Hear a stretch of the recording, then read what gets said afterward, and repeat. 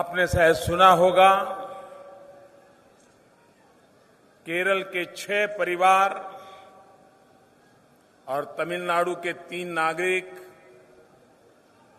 Libya में कई दिनों से गुम थे। हम बड़े चिंतित थे कि इन लोगों का क्या हुआ होगा, लेकिन सरकार मेरे केरल के सभी 6 परिवार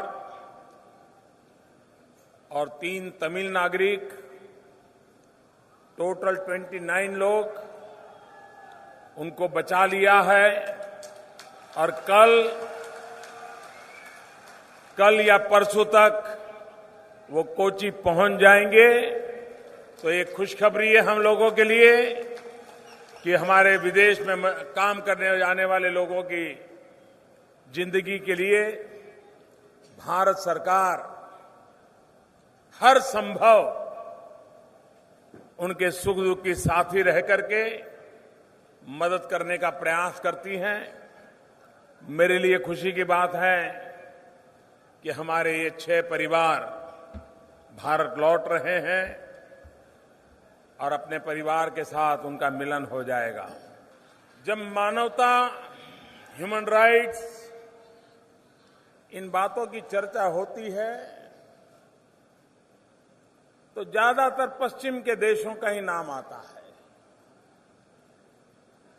और कुछ लोग तो हैं जिनको हिंदुस्तान को उपदेश देने की आदत हो गई है। लेकिन आज मैं गर्व से कह सकता हूं कि मानवीय मूल्यों के संदर्भ में, मानवतावाद के लिए,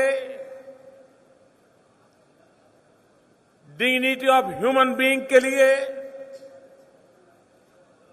भारत और भारत सरकार और भारत के 125 करोड़ नागरिक जितने जागरूक हैं, संवेदनशील हैं, आज दुनिया के अंदर हमने एक ऐसी स्थिति पैदा की है कि मानवतावाद के विषय में, भारत के संबंध में विश्व को नए सिरे से सोचने के लिए मजबूर किया है। मैं अभी तमिलनाडु से आ रहा हूं। तमिलनाडु के 5 मछुआरे नौजवान मुझे मिलने आए थे। वे वो 5 नौजवान हैं जिनको श्रीलंका में फांसी की सजा हुई थी और जब दिल्ली में हमारी सरकार बनी तो हमने श्रीलंका के साथ ये मसला उठाया, श्रीलंका को समझाने का प्रयास किया कि ये बेगुनाह लोग हैं, इनको फांसी नहीं होनी चाहिए, उन्हें भारत को वापस लौटा दीजिए।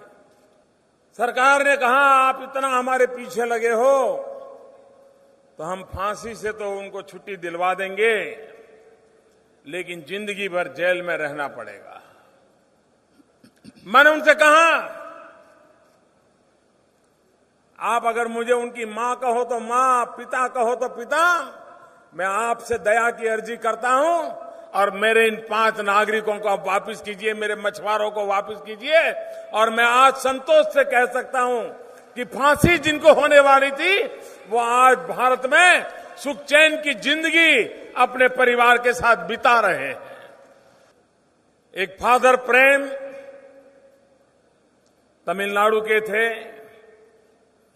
भगवान यीशु के एक संदेश को पहुंचाने के लिए अपना जीवन उन्होंने समाज सेवा के लिए दे दिया और अफगानिस्तान में जाकर के वो प्रभु यीशु का संदेश पहुंचा रहे थे। तालिबानी आतंकवादियों ने उनको किडनैप कर लिया। हमारे लिए परेशानी हो गई, अब होगा क्या?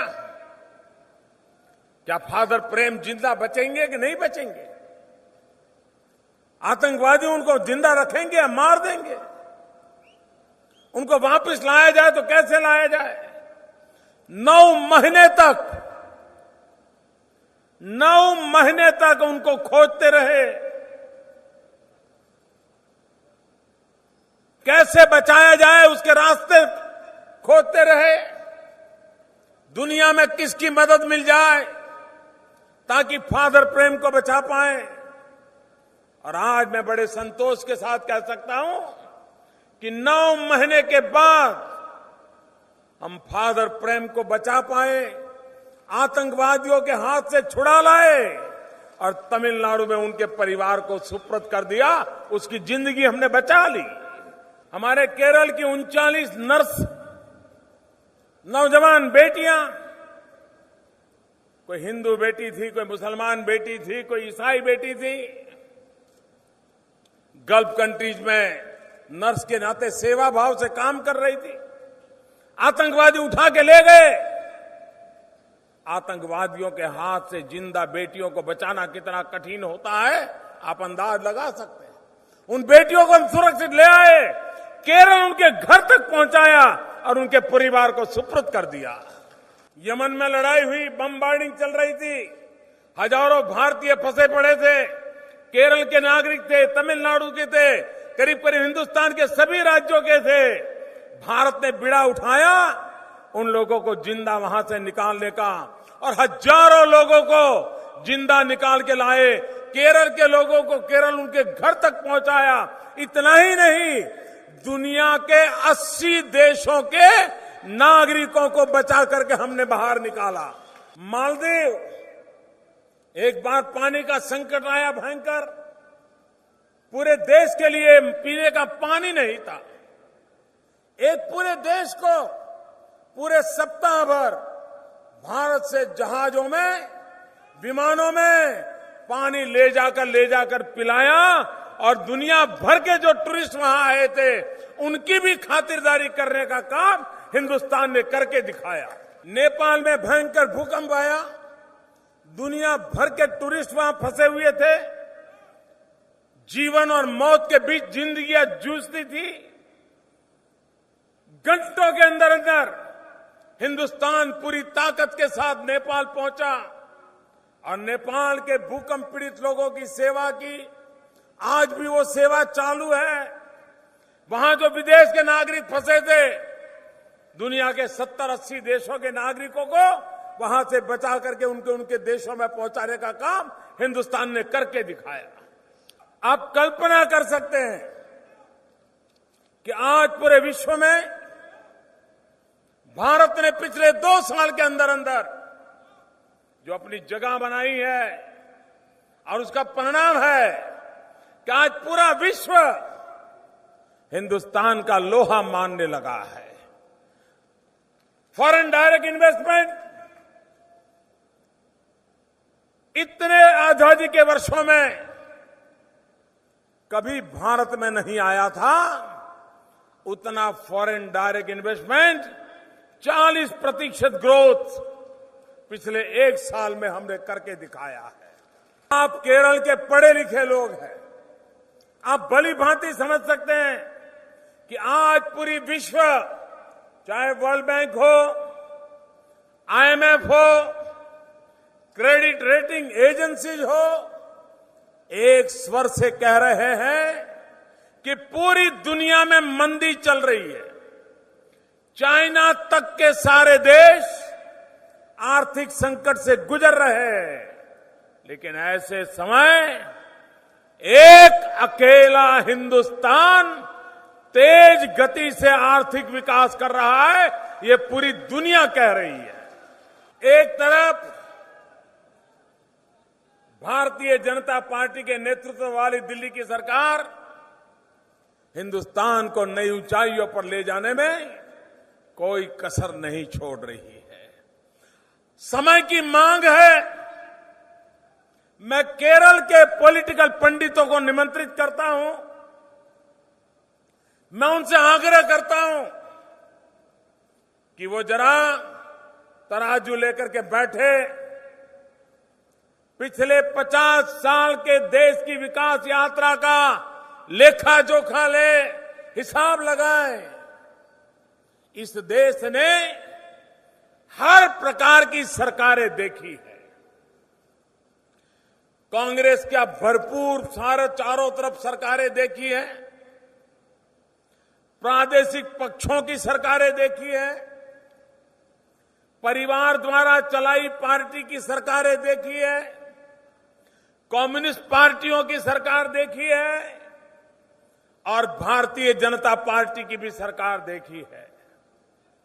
आप देख लीजिए, जहां जहां भारतीय जनता पार्टी को सेवा करने का अवसर मिला है, वो राज्य तेज गति से विकास करने वाले राज्य बन गए हैं। और जहां जहां कम्युनिस्टों को राज करने का मौका मिला है, वहां गरीबी बढ़ी है, गुनाह बढ़ा है, हिंसा बढ़ी है, अत्याचार बढ़े हैं, सिवाय तबाही, चाहे बंगाल हो चाहे केरल हो, प्रगति का नामो निशान नहीं होने दिया।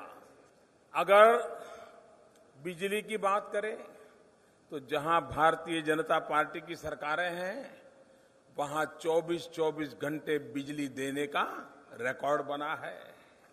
जहां भारतीय जनता पार्टी की सरकार है, वहां पूंजी आ रही है, नए कारखाने लग रहे हैं, रोजगार की संभावनाएं बढ़ रही है। जहां बीजेपी की सरकारें हैं, वहां किसानों की स्थिति और सुधर रही है, फसल ज्यादा होने लगी है, एग्रीकल्चर में वो नंबर लाने लगे हैं, रास्ते नए बन रहे हैं, स्कूल नए खुल रहे हैं, कॉलेज नए खुल रहे हैं, अस्पताल खुल रहे हैं। कोई भी पैरामीटर ले लीजिए, जहां जहां बीजेपी को सरकार बनाने का मौका मिला है, वो सारे राज्य विकास के हर पैमाने पर पहले की तुलना में बहुत तेजी से सुधार करने वाले राज्य बने हैं।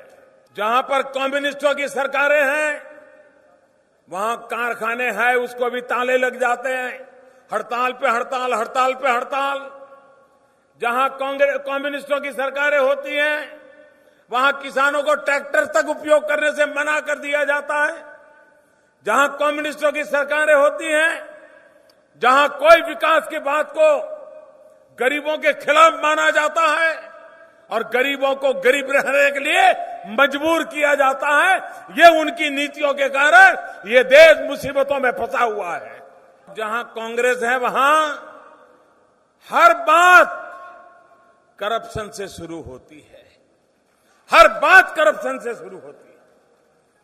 कांग्रेस का सी नहीं, करप्शन का सी, ये कांग्रेस की पहचान बन गई है। 2 साल पहले जरा अखबार निकाल करके देख लीजिए, सारे अखबार भरे पड़े थे, रोज नया भ्रष्टाचार का कांड उजागर होता था। कभी कोयले में चोरी, कभी 2G में चोरी, कभी हेलीकॉप्टर में चोरी, न जाने कोई विषय ऐसा बचा था कि जहां पर दिल्ली की कांग्रेस की सरकार भ्रष्टाचार में उसका नाम न आया हो, ऐसी कोई घटना नहीं मिलेगी आपको। इतना ही नहीं, दिल्ली में जो कांग्रेस वाले बैठे हैं, वो तो कोयले में चोरी करते थे। कोयला खदानों में होता है, वहां अंधेरा होता है, अंधेरे में चोरी करते थे। लेकिन ये केरल के तो ऐसे नेता हैं कि चमकते सूरज में से चोरी करना जानते हैं, सोलार में से चोरी कर लेते हैं। दिल्ली में पहुंचने के बाद मुझे केरल के सरकारी बाबुओं से मिलने का मौका मिलने लगा, सरकारी अफसरों से, छोटे कामदारों से मिलने का अवसर मिला। उनकी बातें सुनकर के मैं हैरान हूं। सारे केरल सरकार के कर्मचारी, यहां के सारे एम्प्लॉय ये अनुभव करते हैं कि लेफ्ट राइट दोनों ने सरकारें चलाई ऐसे हैं कि हम सरकारी गवर्नमेंट एम्प्लॉय को बंधुआ मजदूर बना दिया है ये आते हैं तो उस ट्रॉली को अपमानित करते हैं और ये आते हैं तो उस ट्रॉली को अपमानित करते हैं। आधी सरकार ठप रहती है, उनको कोई काम तक नहीं दिया जाता है। गवर्नमेंट एम्प्लॉय के साथ कोई सरकार इस प्रकार के वैर भाव से काम करे तो इस जनता का भला कैसे होगा। किसी भी सरकार को जनता की सेवा करनी है तो उन सरकारों को समझना होगा कि सरकारी मुलाजिमों, सरकारी एम्प्लॉय, गवर्नमेंट एम्प्लॉय, चाहे वो टीचर हो, चाहे वो पुलिस वाला हो, चाहे वो अस्पताल में काम करने वाले स्टाफ हो, चाहे सरकार में काम करने वाले क्लरिकल हो, किसी भी डिपार्टमेंट में काम करने वाले लोग हो, जब तक आप उनकी डिग्निटी की चिंता नहीं करोगे, उनके मान सम्मान की चिंता नहीं करोगे, तो कभी भी वो जनता की सेवा करने के लिए प्रेरित नहीं होगे। आज केरल में, केरल के गवर्नमेंट एम्प्लॉय की डिग्निटी, केरल के गवर्नमेंट एम्प्लॉय का गौरव, सम्मान, ये हमारी प्राथमिकता है। और इसलिए मैं कहता हूं, मैं केरल के गवर्नमेंट मुलाजिमों को कहना चाहता हूं कि इस बार बीजेपी की सरकार अगर केरल में बनी, आपकी डिग्निटी के लिए, आपके गौरव के लिए ये सरकार हर कोशिश करती रहेगी, ये मैं विश्वास दिलाना चाहता हूं। आपने देखा होगा हमारे देश की सेना, हमारी फौज हम लोगों के सुख चैन के लिए कैसे जिंदगी खपाती है, जान हथेली पर रख करके कैसा हमारी रक्षा के लिए वो जुटी रहती है। सेना के जवान पिछले 30 साल, 40 साल से वन रैंक वन पेंशन के लिए दिल्ली सरकार से, सरकार के मुलाजिमों की डिग्निटी, इनकी परवाह नहीं, इनको फौजियों के सम्मान की भी परवाह नहीं।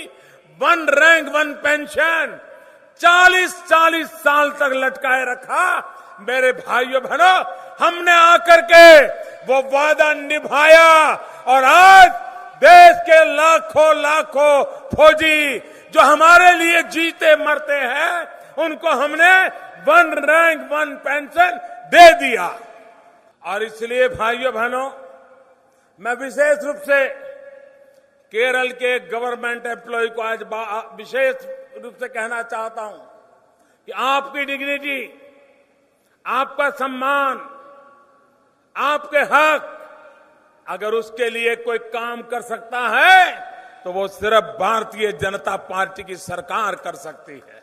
मेरे प्यारे केरल के भाइयों बहनों, मेरी आपके लिए एक शिकायत है। आप इतने पढ़े लिखे हैं, इतने समझदार हैं, हिंदुस्तान में जिस कोने में जाते हैं आप केरल का नाम रोशन करते हैं।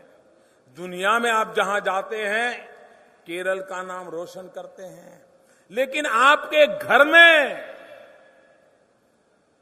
ये जो लेफ्ट वाले हैं और राइट वाले जो कांग्रेस वाले हैं, ये आपको मूर्ख बना रहे हैं। ये बात आप समझ क्यों नहीं पाते हैं? मेरी शिकायत है। आप देखिए, उन्होंने ऐसी छवि बनाई है कि ये दो अलग पार्टियां हैं, ये दो एक दूसरे के खिलाफ है। और आप भी मानते हैं ये दो अलग पार्टियां हैं, एक दूसरे के खिलाफ है। ये बिल्कुल झूठ है। ये दो पार्टियां अलग है ही नहीं, ये एक ही पार्टी है। सिर्फ आप लोगों को भ्रमित करने के लिए ये आपको समझा रहे हैं। जब जब दिल्ली में कांग्रेस सरकार को समर्थन की जरूरत पड़ी, कम्युनिस्टों ने दिया। अभी बंगाल में चुनाव था, कम्युनिस्ट और कांग्रेस मिलकर के चुनाव लड़ रहे थे। और यहां केरल में वो ड्रामेबाजी कर रहे हैं कि वो लड़ रहे हैं, वो लड़ नहीं रहे हैं। कोई तीसरा आकर के केरल का भला न कर दे, इसके लिए दोनों मिलकर के खेल खेलते हैं। और उनके बीच में, ये लेफ्ट और राइट के बीच में समझौता है। ऑड इवन जैसा समझौता है इनका। 5 साल लेफ्ट वाले लूटेंगे, फिर पारी आएगी 5 साल राइट वालों की, कांग्रेस वाले लूटेंगे, फिर 5 साल इनकी बारी, फिर 5 साल इनकी बारी, फिर 4 साल फिर इनकी बारी। वे लूटते चले जा रहे हैं। कभी कम्युनिस्टों की सरकार आई और कांग्रेस के भ्रष्टाचार को उजागर किया, किसी को जेल में डाला, ऐसी एक घटना हुई है। जब कांग्रेस की सरकार आई, लेफ्ट वालों का भ्रष्टाचार खोला, उनको जेल में डाला, ऐसी कोई घटना घटी है? तेरी भी चुप, मेरी भी चुप, यही इन दोनों का कारोबार चल रहा है और आपका भविष्य बर्बाद हो रहा है। इन दोनों को एक दूसरा की सेवा करने में ही लगे हैं, उनको आपकी सेवा करने का इरादा नहीं है। पिछले पंचायत, नगर पालिका, महानगर पालिका के चुनाव में आप लोगों ने भारतीय जनता पार्टी को समर्थन दिया। अच्छी संख्या में हमारे लोग जीत करके आए और इसके कारण ये लेफ्ट और राइट अब पाप करने से हमसे डर रहे हैं, सीधे चलने लगे हैं, घबरा रहे हैं। अभी तो सत्ता हमारे हाथ में नहीं आई है, हम अभी तो विपक्ष में बैठे हैं, पंचायतों में, कॉरपोरेशन में, कहीं 2, कहीं 5, कहीं 25, लेकिन हमने बेईमानी करने वालों का नाक को दम ला करके रख दिया है। अब उनको केरल की जनता की सेवा के लिए मजबूर कर रहे हैं। एक बार हमें विधानसभा में पहुंचा दीजिए, इनका कच्चा चिट्ठा खोल करके आपके सामने रख देंगे। मेरे प्यारे भाइयों बहनों, केरल के पास इतनी शक्ति है, पूरी दुनिया के टूरिज्म को आकर्षित करने की ताकत केरल में है। यहां के एक भी नौजवान को केरल के बाहर रोजी रोटी कमाने के लिए जाना पड़े, ऐसी केरल की स्थिति नहीं है। लेकिन ऐसी सरकारें आई हैं कि उन्होंने ऐसी तबाही की है कि यहां से हर घर से 1, 2 या संतान अपने प्रदेश के बाहर, गांव के बाहर कहीं न कहीं रोजी रोटी कमाने के लिए जाना पड़ रहा है। इसलिए मेरे प्यारे भाइयों बहनों, केरल के नौजवानों को रोजगार के अवसर उपलब्ध कराने के लिए केरल को विकास की नई ऊंचाइयों पर ले जाना जरूरी है। और हम वो लोग हैं जिनका एक ही मंत्र है, सबका साथ, सबका विकास। और इसलिए मेरे प्यारे भाइयों बहनों, केरल में सरकार बनाने के लिए वोट नहीं करना है, केरल में किसी को एमएलए बनाने के लिए वोट नहीं करना है, केरल में किसी दल की मदद करने के लिए वोट नहीं करना है। ये चुनाव ऐसा है कि केरल के लोगों ने केरल का भाग्य बदलने के लिए वोट करना है। मेरे केरल के प्यारे भाइयों और बहनों, केरल का भाग्य आपकी उंगली में है। केरल का भाग्य क्या होगा, वो सब आपकी उंगली में लिखा हुआ है। 16 तारीख को आपकी उंगली मशीन पर कहां बटन दबाती है, उस पर केरल का भाग्य तय होने वाला है। കേരളത്തിന്റെ ഭാവി നമ്മൾ ഓരോരുത്തരുടെയും വിരൽ തുമ്പിലാണ്.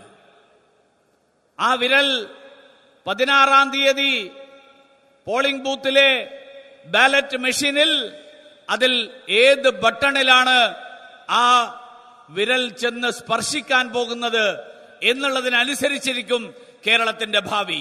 അതുകൊണ്ടാണ് കേരളത്തിന്റെ ഭാവി നിങ്ങളുടെ വിരൽ തുമ്പിലാണെന്ന് ഞാൻ സൂചിപ്പിച്ചത്. और इसलिए केरल का भाग्य जब आपकी उंगली के अंदर है, तो मैं आपसे आग्रह करता हूं कि ये उंगली विकास के लिए वोट दे, ये उंगली लोटस को वोट दे, ये उंगली केरल का भाग्य बदलने के लिए वोट दे। यही मैं आपसे प्रार्थना करने आया हूं। मुझे लगता है आपको अपने लोगों से नाम पूछ लेना चाहिए। मैडम, उसमें जो दस्तावेज जो आज पूरे टीवी चैनल्स पर देखने को मिलता है कि किन किन लोगों को पैसा दिया गया, कौन कौन अधिकारी थे, कौन पॉलिटिकल लोग थे, कौन फैमिली थी, तो किसकी फैमिली का नाम बार बार आता है, मैं इस पर चर्चा